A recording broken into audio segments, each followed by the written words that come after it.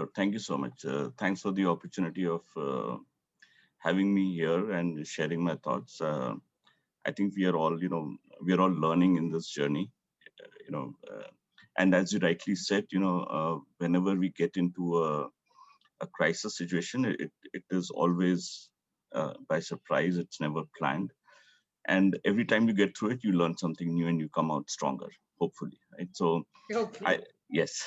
So let me, I have a few slides to, share my thoughts. And then of course, there'll be opportunity to be a bit more interactive and share uh, my own thoughts and your own questions around things, right? So, first of all, I think marketing in times of crisis, I think it's an opportunity to reset, because what happens is that when it's business as usual, you keep doing what you're doing.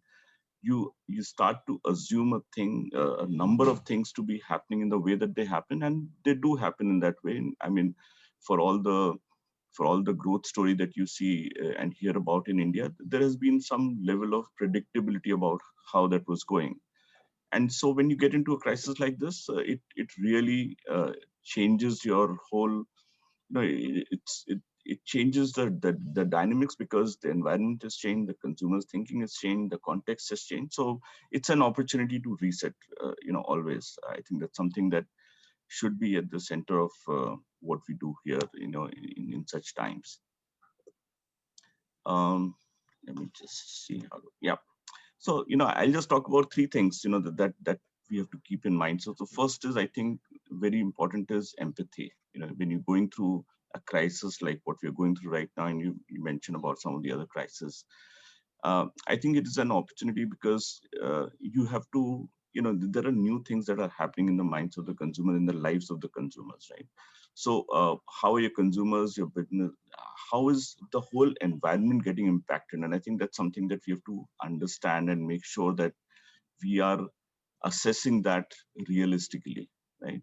Um, and I think the other aspect I would say is that, as a reset is also about, it's an opportunity for you to provide leadership, right? As a brand, you are also at the end of the day, uh, responsible for the consumers, right? So what kind of leadership you provide?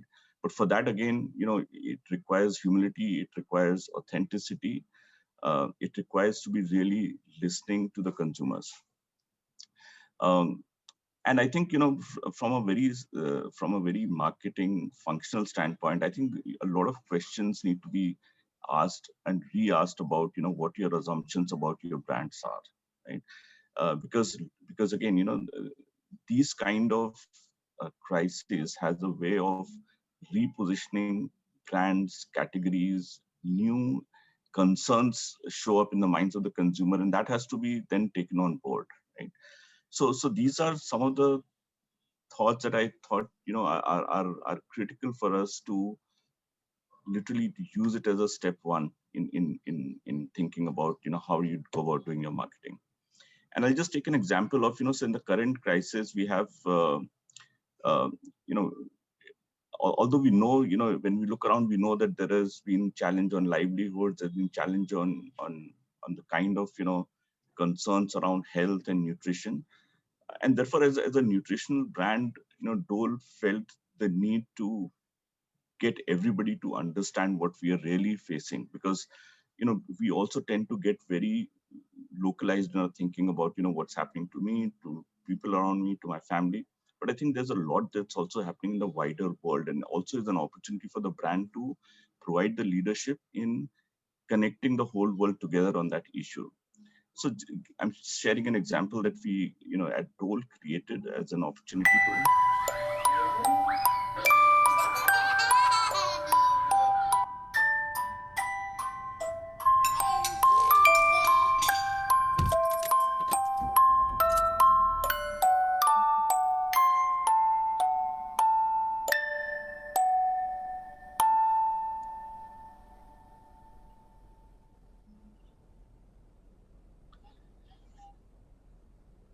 So we brought a whole bunch of NGOs together, and we reached out to a lot of consumers. The whole idea was to get everybody to, because we could see this as we are in that business, we could see it very closely. But we thought, how do we bring it in front of the consumers and get their also empathy around this issue. So uh, that's an example of the next step on this. I would say is that brands, when they're going through these kind of crises, and as marketers, as a custodians of those brand, I think the biggest ask from all of us is to act responsibly, right? And that means, how do you speak, the tone and manner of your communication. You don't want to you don't want to come across as opportunistic. You don't want to come across as, look, my brand can do better in this kind of a scenario and therefore choose us. That's really what you don't want to do. So how you talk about again, I think what helps you to frame this in the right way is to put the consumer this at the center, to really think from a consumer centric standpoint as to what are they going through, what would they want a responsible brand, and how would they want them to the responsible brand to act in that kind of a scenario. So that's the whole point here. So you could, and I think from a very tactical financial standpoint, I think it's also an opportunity for you to reassess your business model in terms of how are you investing in the business, what changes in your financial model, in your business model. If that's something that will help you to get through this crisis, not just get through it also, but when you come out of it, you would be much stronger, for having taken all of those things on board. Like I said, look at your communication strategy, look at media, look at your message. And yeah, so I think these are some of the aspects of acting responsibly when you are in that crisis, right? And again, a lot of this is about empathizing with the consumers as well. So here is another example of, we knew that consumers are now in this lockdown, they're working from home, right? There's a lot that's happening in their life, which is very different from what they were doing before the whole lockdown came into place. So how do you connect with that consumer in that mind space, right? So you got to understand them and you got to talk their language, right? So this is an example of execution there. I've missed the office. This mommy needs a break from the fruit bowls. I got back to work. Bye. Have a good one. I'm way more productive. And I'll fruit bowl to that. Yeah. So again, understand the consumer and then talk to the consumer, and show that empathy, show how they are, and show the understanding of what they're going through at this point. And there were actually multiple of these executions which captured all those moments in terms of parents being at home with the kids, a different scenario, grandparents with the kids at home, how are they adjusting to the reality, all of that stuff. So capturing the personal lives of the consumers as well. I've missed the I spoke about leadership, and this whole crisis of nutrition that's brewing around us, and there was a different execution of that before. This is something that we have recently launched because we realized that this is not a one-off thing. Because what this has done is it has only highlighted and brought to the force, and this is what crisis does. As they say, when the tide is down, then who's really capable, who's swimming, and who's not. And what's the um, what's the status of the strength of your brand. So this is again a situation where we thought we need to bring this issue and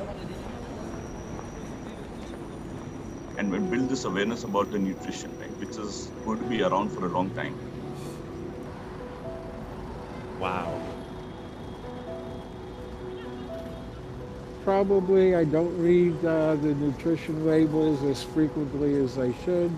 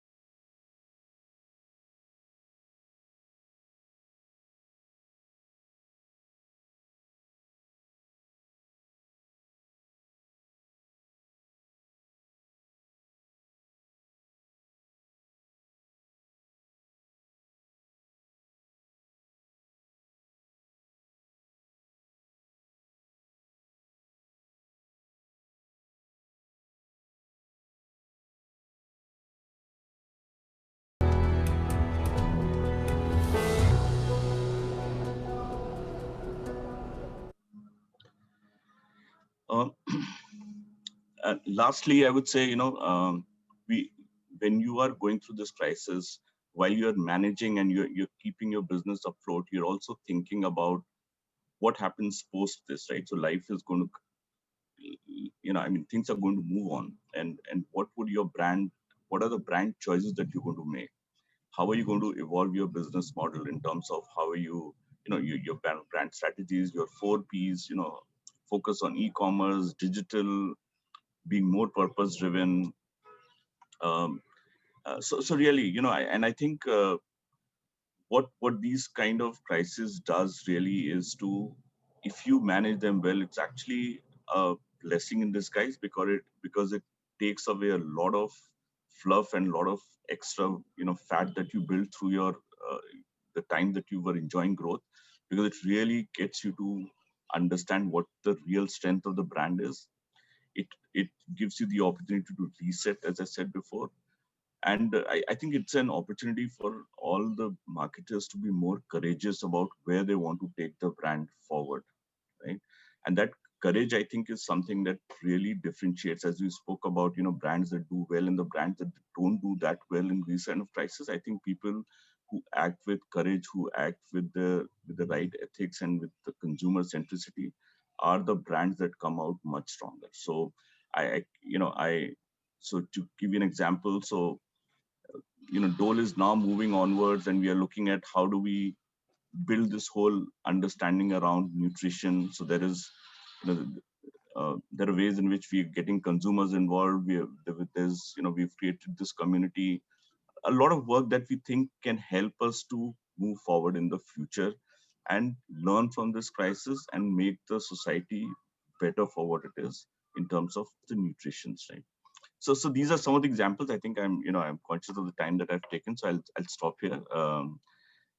And we can take more questions and the discussions later on. So thank you so much for the time. Thank you very much. Let me hand over to the media expert now. Thank you, Professor Shobha, and thanks, Mudit. That was wonderful. Most of the points I want to speak were similar, but I will try and see if I can speak something a little bit different. Firstly, the topic itself is wonderful, right? Marketing during a time of crisis. I think in marketing and marketers' lives, to my mind, there are three types of crisis. On one hand, a marketer is responsible for his brands, for his business, etc. On the other hand, your consumers. There are times in marketers' lives where there's no crisis in the business, but there's a crisis among consumers. For instance, if I'm in the business of selling farm equipment or stuff related to farming, my business is healthy, I'm able to produce, I'm able to transport, I'm able to service customers. But in a year where there's been a severe drought, there's a crisis among my consumers. So that's one kind of crisis. The second kind of crisis is there's no crisis with consumers, there's a crisis with business. Typically, I've seen backlashes to some advertising of late. Then you have had fiascos like the Volkswagen cheating. Among consumers, there's no crisis, but you have a huge crisis yourself. The third kind of crisis is when the business is in crisis and the consumer is in crisis. I think COVID is one of those black swan events where everything is at a crisis. My sense is, as marketers, the response to each of this is quite similar. The nuances of the responses are different in each of these three buckets, if I were to put it that way. The fourth quadrant really is business not in crisis, consumer not in crisis, life goes on, life is good, life is profitable. Life is all about doing good that you can. So I always go back to when I think of marketing, brands, leadership roles, I always go back to our own lives. All of us in life go through a crisis, right? I mean, we go through various crises. If I were to enter a room of 10,000 people and say, anybody who's never had a crisis in life, put up your hand, there would be zero hands up. All of us go through crisis. But the question is during a period of great and grave personal crisis, and the crisis could be emotional, it could be financial, whatever the shape of the crisis is. The question to ask is, whom do we want to be surrounded by? What are the qualities we expect of somebody who's with us? I think first is dependability. You want to be surrounded by somebody who's dependable, somebody who's honest and is willing to show a mirror to you. Because as human beings, sometimes we are wired to wallow in self sympathy more than required. So it is good to be surrounded by dependable people who are honest. You also want a lot of empathy when you're in a crisis. You don't want sympathy, but you want empathy. And most importantly, I think when you're going through a crisis and lots of moving pieces in your life and lack of predictability, you want to be with somebody whose behavior is predictable. You don't want unpredictability. So I would say largely dependability, empathy, honesty, and predictability is what we would expect from is the kind of people we would like to be surrounded when our own lives are in crisis. And business is no different. And I think crisis tests leadership. Mudit spoke about that.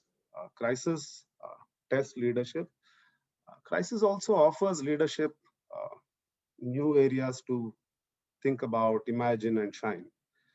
One of the questions I always ask of myself, whether it's a crisis or not, and I think that is something which in my view is good advice for managers of tomorrow who are the audience today, is as we grow in our careers, the positions we occupy are a result of what we have done in the past. I mean, many of us occupy positions. Some of us could be branch heads. Some of us could be running education institutes. Mudit runs a company. I run a company. But largely, the reason we occupy our position is basis what we have done in the past. And these positions offer us a lot. Positions offer us influence, offer us authority, offer us a good life, offers us the ability to do new things, etc., etc. But the question to ask is, what are we doing as leaders to enhance the status of the position? While we derive stature from a position, good leaders do enough to enhance the stature of the positions they occupy. I think that it always gets tested, but it gets seen during a time of crisis, and you get called out. If you don't stand up to it, somebody out there will say the emperor is without clothes. So some of my broad thoughts are in that area. Now I will go back to what Mudit said and layer it with my own examples. Mudit spoke about empathy. Empathy is extremely critical, and I think in times of crisis, internal empathy is far as important as external empathy. The problem we need to solve for is our own people first. If we don't do a good job of our people, we will do a terrible job with our customers. So some of the things we did during this crisis, because we are an Essential Services Act, we never shut down production for a single day. We made money, didn't make money, didn't matter. We kept it alive, and our people were out there in the market. Till day, we have had 183 infections among our workforce. But one thing, we set up an internal team of doctors for continuous support. We also realized our people will go through lots of emotional stress. We had full-time counselors. So every employee had access to doctors, access to counselors, and I got a dashboard where I know if somebody is infected, I know who's infected, whether they're home quarantine, if they're in hospital, who's the treating doctor. Every single employee who's been admitted to a hospital, I call the owner of the hospital and say, go and talk to my person. A good doctor talking will make them well sooner than. So that, I think that is one aspect of empathy. The second thing we did, and I hear many companies have done that, is when we also pivoted to work from home to a large extent. 60 to 70% of our people continue to work from home. I realized that our home chairs are not designed ergonomically because people are sitting on on dining table with a laptop working throughout. And I remember in June when I randomly asked for our health bill reimbursements. Not that I want to save money on that count. That's the one thing you don't want to save. I wanted to know what people are going through. And 60% of them were getting treated for back pain. And some of them are turning chronic. We announced a scheme where we said, whoever needs a chair, we will transport it to your house. And we did that and post that at least backache is gone. Business ache continues to an extent, but that's manageable. That will bounce back. Third is the way we design our workplaces and empathy in terms of everybody being equally important in an organization. So we have a canteen here, which is a lovely canteen. I'd invite all of you whenever you are in Mount Road. Happy to take you to our canteen and share a meal. We did stuff like distancing and we marked all the stickers we did. Then I realized that our entire protocols are designed for the safety of people eating there. We have done nothing about the safety of people working in the canteen. You're putting them at great risk.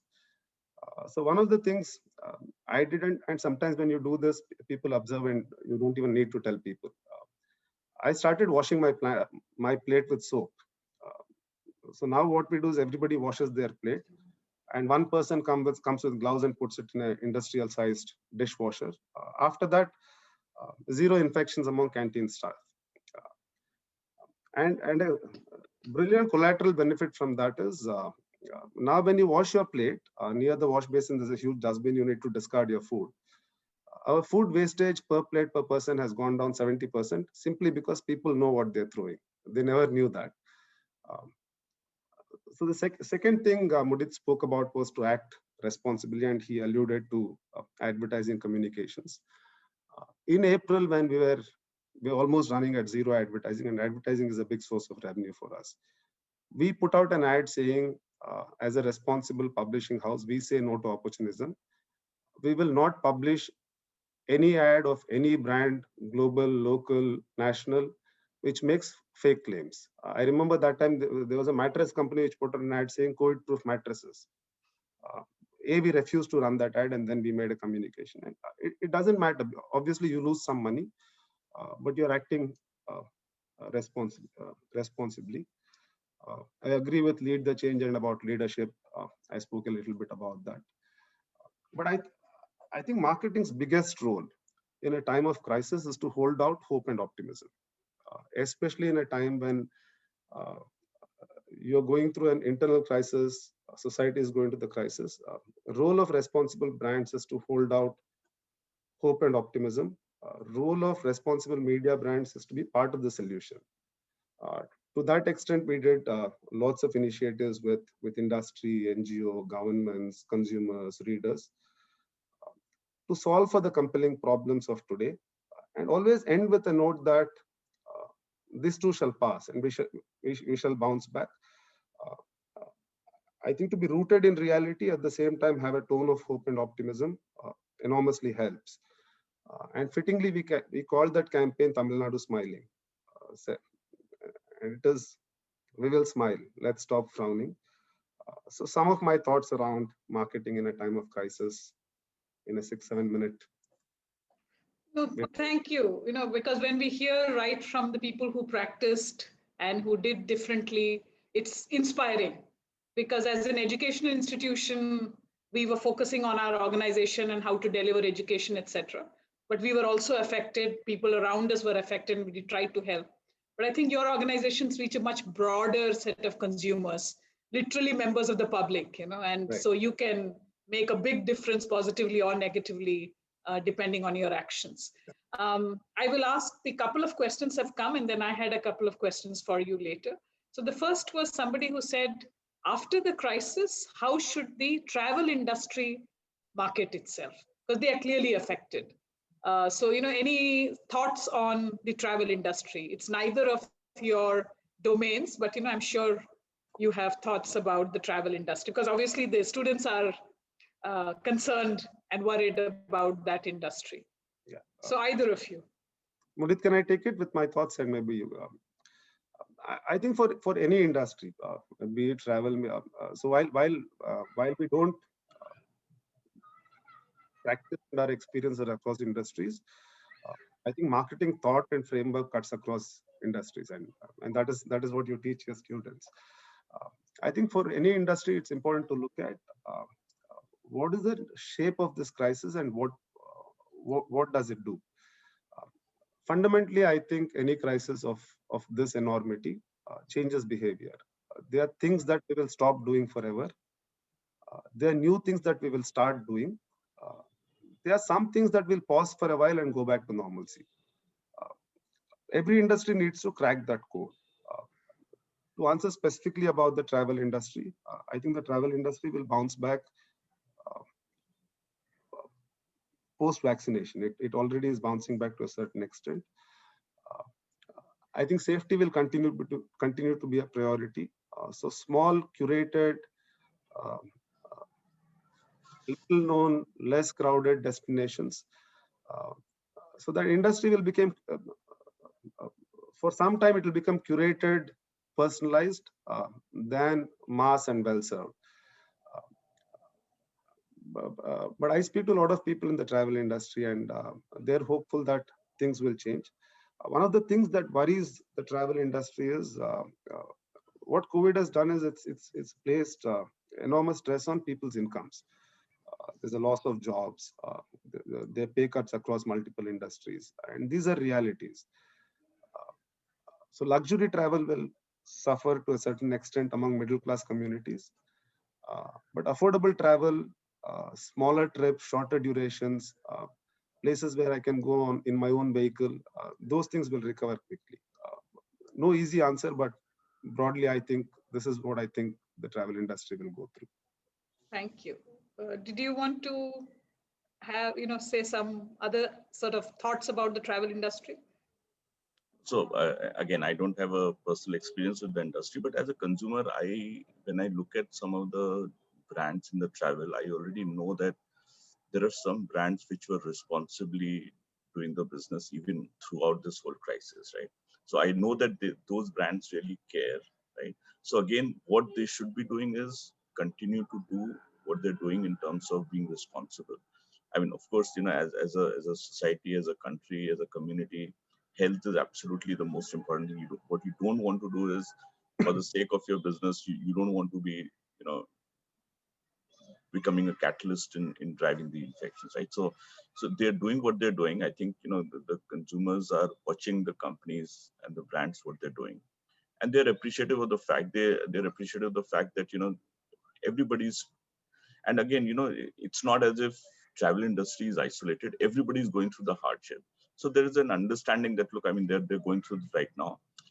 Everybody, as I think, great point by Navneet before is that I think as marketers we have to be, by nature, we have to be optimists in the sense that, because we are the ones who are creating value, we are the ones who are creating future value for everybody, right? So I think that optimism has to reflect in how you act, what you communicate, and how you approach a crisis, right? So I think, the way I see some of the good brands approaching it is, okay, here's the time we all have to be responsible. We all have to show, concern for each other. And again, there's an understanding that this will come back, that business will also come back. I mean, I can already see people around me itching to travel because, I mean, they haven't gone out anywhere. So that business will come. But I think to be very short-sighted, to be very sales-focused at this point in time would be the wrong thing to do. So I think that there are brands which are already showing good and healthy, steps that they're taking towards this. Probably keeping an eye on the vaccine and then expecting a surge. Absolutely. Being ready for the surge might be just advanced planning of the demand and supply. We have another question. This is from our Pro Vice Chancellor. He says, it is often said, never waste a crisis. Can you share an example of a standout brand from India coming out of the crisis with empathy, dependability, etc.? And what did they do differently? I'm just going to add a caveat. It cannot be your own companies. You can't, you have to talk beyond your companies. So just, just in terms of as marketeers, I'm sure you're observing. No, we have said humility is one of the important facts. So we wouldn't be so unhumble to say our brands are the best. So Mudit, you want to take this question? Yeah, I thought the way, so if I were to go beyond this current crisis, right? So like you said, there are many crises that brands go through in their lifetime, right? So I definitely feel the way Nestle handled the Maggi crisis was an outstanding example. Absolutely. Right? So I think they really, that's a very classic copybook style of how you should go through such a severe crisis as they went through. And I can't think of a more, better answer for that in the recent history, right? And I, just by me saying that, I'm sure a lot of us would connect with that whole episode and how it was done. So yeah, I would, I would definitely call that out. Yeah, but, Mudit, I would have said Nestle had I gone first. Uh, Not just the earlier crisis, even the pandemic. And Nestle is a good example of a company with extremely strong culture, outstanding leadership. Uh, During this time, I probably have met and interacted with more leaders in the industry than any other time, either to talking to them or hearing them speak at various forums. Suresh, who runs Nestle, I I feel absolutely inspired just to hear him talk and hear the conviction he has for empathy, for his people, for his partners. It's a great company of great leadership, riding on a set of strong, long-term, cherished corporate values. Is absolutely bang on. I think a crisis really tests the values of a company. It You does. have to dig deep to see what you stand for and how you can weather the storm. And if those values are not set properly, then there is a little bit of rudderless direction that follows. Um, the Pro VC has specifically written a comment for you, Mr. Navneet. He says, on a lighter vein, while humility is a virtue, marketing is not a vice. So sometimes you should probably not be that humble as a marketeer. He's just, I think, in lighter vein. So my Accepted, question sir. to you is a little bit difficult, and I'm going to put you on the spot. We always talk about the things we did right, without revealing confidential information. As you look back on your careers, was there and we're keeping the crisis context, was there a misstep that later you could correct or could not correct?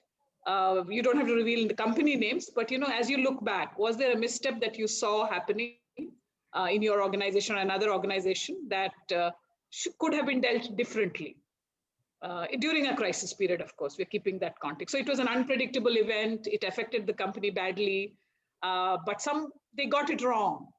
You got it wrong, so that we can learn from it, because we always learn. We learn much more from mistakes than from successes. So just reflection. So I will see, all of us make mistakes, right? Of course. All of us make massive mistakes. Uh, Crisis or no crisis, we make mistakes. We are not perfect. But I think what I'd like to share with the group that's listening is, in a career, everybody makes mistakes. One can overcome mistakes. In my book, never make the big mistakes which will set back your career forever. Never compromise on integrity. Never ever compromise on integrity, because if you're seen as somebody lack of integrity, you can never ever undo it. Word spreads around, people stop calling you, the doors to do great work just vanish. Never compromise on respecting people in the workplace and respecting people in the marketplace. Uh, we should have the ability to respect people equally and not have any biases. I think those are the big mistakes that everybody should People make. people should avoid. I don't say people make. You cannot recover from these mistakes. In my own career during times of crisis, I made mistakes, but I think the mistakes have come because of lack of ability to listen. Often, see, I always feel, as human beings, we are wired to solve problems. If somebody comes to you with a problem, often they want a sounding board. They just want you to listen, nod your head. But we are in such a rush to solution somebody else's problem. You are precipitating the crisis. So my own mistakes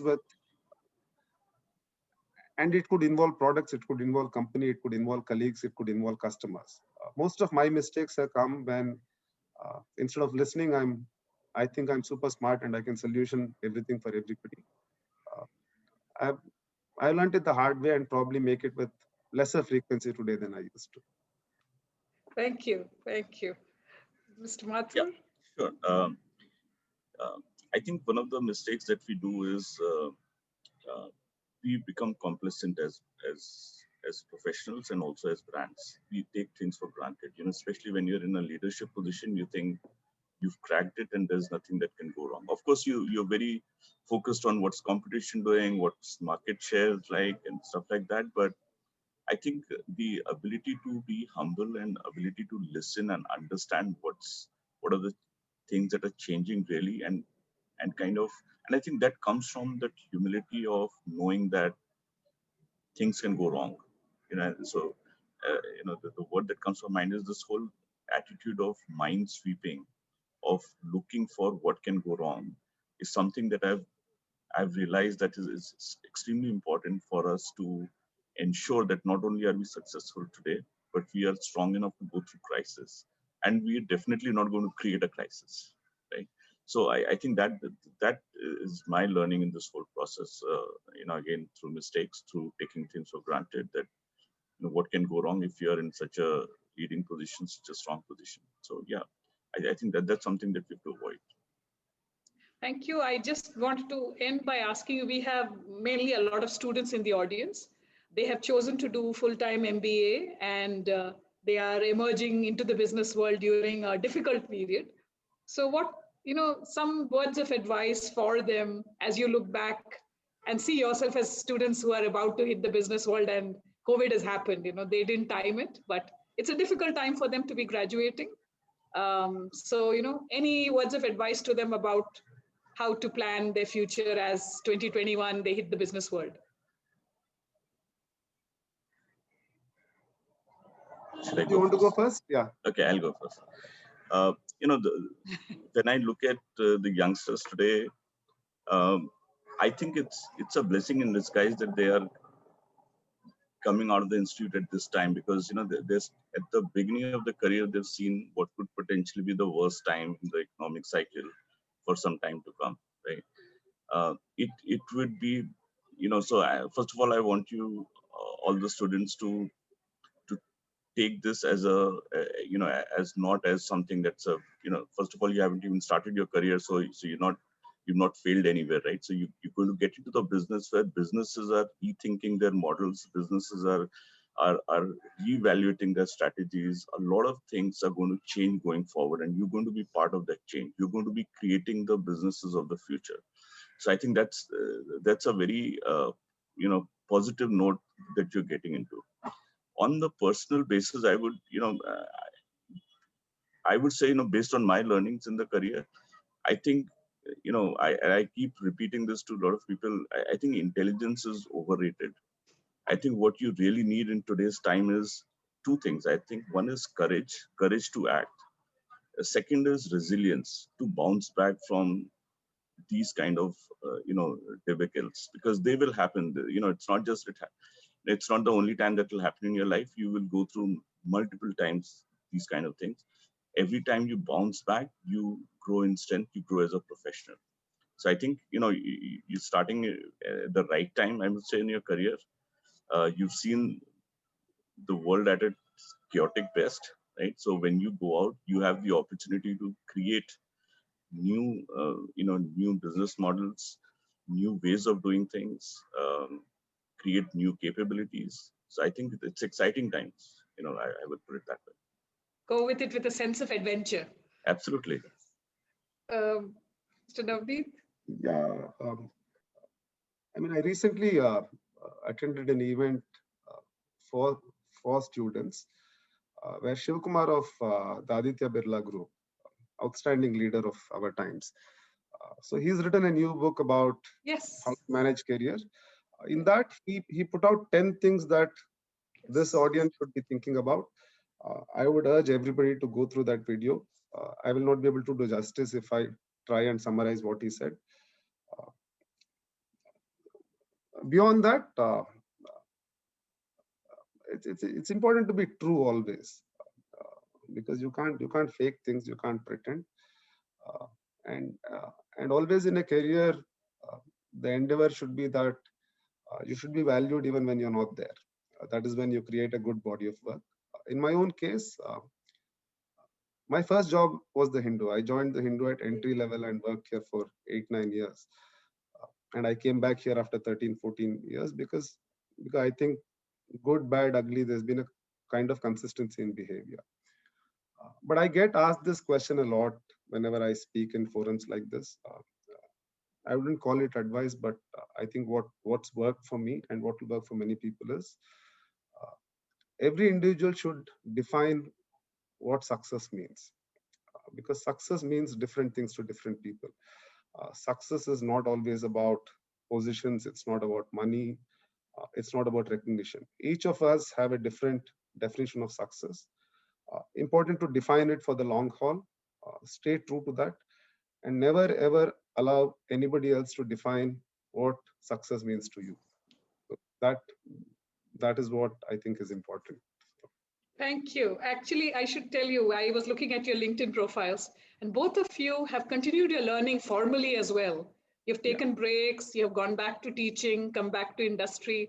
So you're wonderful role models for our students to know that learning continues, and also the responsible ways you have carried on your businesses. So thank you very much for joining and for helping us understand the crisis. And it's not the end of the world.